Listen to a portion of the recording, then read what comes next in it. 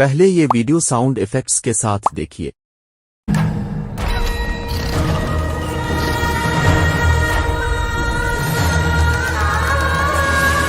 अब ये वीडियो बगैर साउंड इफेक्ट्स के देखेंगे।